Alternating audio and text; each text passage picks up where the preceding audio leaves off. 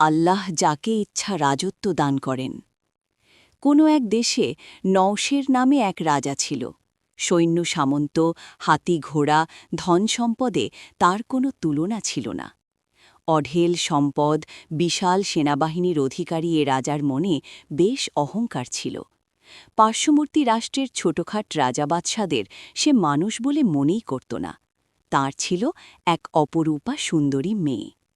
একদিন প্রতিবেশী রাষ্ট্রের প্রধানমন্ত্রীর ছেলে রাষ্ট্রীয় কাজে রাজা নওশেরের দরবারে আসে। পথিমধ্যে রাজকুমারীর সাথে মন্ত্রীর ছেলে সাক্ষাৎ হয়। দেশে ফিরে গিয়ে মন্ত্রীর ছেলে তার পিতার কাছে রাজা নওশেরের মেয়েকে বিবাহের কথা বলে।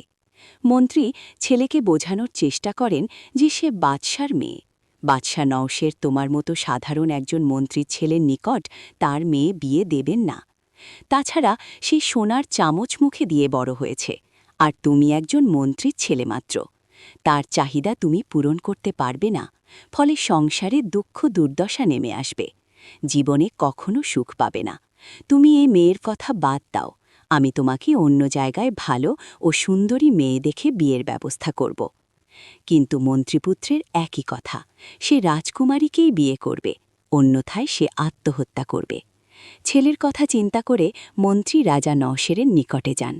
মন্ত্রী তার পুত্রের সাথে রাজার মেয়েকে বিবাহ দেওয়ার প্রস্তাব করেন। মন্ত্রীর প্রস্তাব শুনে রাগে রাজার চেহারা বিবর্ণ হয়ে যায়। রাজা বলে, তোমার ধৃষ্টতা তো কম নয়। সাধারণ একজন উজির হয়ে আমার মেয়েকে তোমার ছেলের জন্য চাইতে আসলে কোন সাহসে? তুমি এই মুহূর্তে এখান থেকে বেরিয়ে যাও। রাজা মন্ত্রীকে যথেষ্ট অপমান করে তার দরবার থেকে বের করে দিলেন। দেশে ফিরে মন্ত্রী স্বীয় পুত্রকে ঘটনা আদ্যপান্ত বলে তাকে ধৈর্য ধারণের উপদেশ দিলেন। এদিকে রাজা নওশেরের অপমান সইতে না পেরে মন্ত্রী হার্ট অ্যাটাকে মৃত্যুবরণ করেন। পিতার মৃত্যুতে মন্ত্রীপুত্র শোকে মুহ্যমান। সে দেশের রাজাও প্রধানমন্ত্রীর মৃত্যুতে অত্যন্ত চিন্তিত হয়ে পড়েন। তিনি মন্ত্রীপুত্রের নিকট থেকে মন্ত্রীর মৃত্যুর কারণ শুনে ক্ষোভে ফেটে পড়েন। তিনি বলেন, বাদশাহ নওশেরের কিসের এত অহংকার? আল্লাহ চাইলে তার রাজত্ব অন্যকে দান করতে পারেন।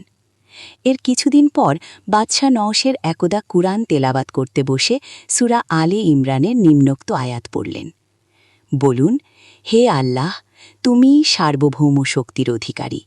তুমি যাকে ইচ্ছা রাজ্য দান করো এবং যার কাছ থেকে ইচ্ছা রাজ্য ছিনিয়ে নাও, আর যাকে ইচ্ছা সম্মান দান করো এবং যাকে ইচ্ছা অপমান করো। তোমার হাতে রয়েছে যাবতীয় কল্যাণ। নিশ্চয়ই তুমি সর্ববিষয়ে ক্ষমতাশীল। আলে ইমরান ২৬। এই আয়াত পাঠ করে নওশের ভাবলেন, এটা কিভাবে সম্ভব? আমার এত সৈন্য সামন্ত থাকতে কিভাবে আমার রাজ্য অন্যের করতলগত হবে? এটা হতে পারে না।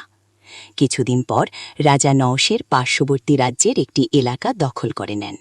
একদিকে মন্ত্রীর মৃত্যু, অন্যদিকে রাজ্যের জমি অন্যায়ভাবে দখল করায় ওই দেশের বাদশাহ নওফেল নওশেরের ওপর ভীষণ ক্ষুব্ধ হন।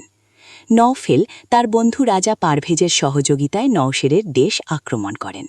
যুদ্ধে বাদশাহ নওশের পরাজিত হন এবং সপরিবারে বন্দী হয়ে বাদশাহ নওফেলের নিকট নীত হন। যুদ্ধে অসামান্য বীরত্ব দেখে এবং মন্ত্রীপুত্রের মনোবাসনা পূরণের জন্য রাজা নওশেরের কন্যার সাথে তার বিবাহ দেন। বিবাহে উপঢৌকন হিসেবে বাদশাহ নওফেল মন্ত্রীপুত্র আনজাসকে নওশেরের রাজ্যের প্রাদেশিক গভর্নর নিযুক্ত করেন, আর মন্ত্রীপুত্র আনজাসের শ্বশুর হিসেবে বাদশাহ নওশেরকে মুক্ত করে দিয়ে যেখানে ইচ্ছা অবস্থানের সুযোগ দেন। রাজা নওফেলের এই মহানুভবতায় বাদশাহ নওশেরও মুগ্ধ হন। তিনি মুক্ত হয়ে আবার একদা কুরআন তেলাওয়াতের সময় সূরা আলে ইমরানের ওই ২৬ নং আয়াত পর্যন্ত পৌঁছেন। তিনি এই আয়াত পড়ে কেঁদে আল্লাহের নিকট তওবা করেন এবং বিশ্বাস করেন যে মহান আল্লাহ অসীম ক্ষমতার মালিক। তিনি ইচ্ছা করলে যে কোনো সময় বাদশাকে ফকির ও ফকিরকে বাদশা বানাতে পারেন।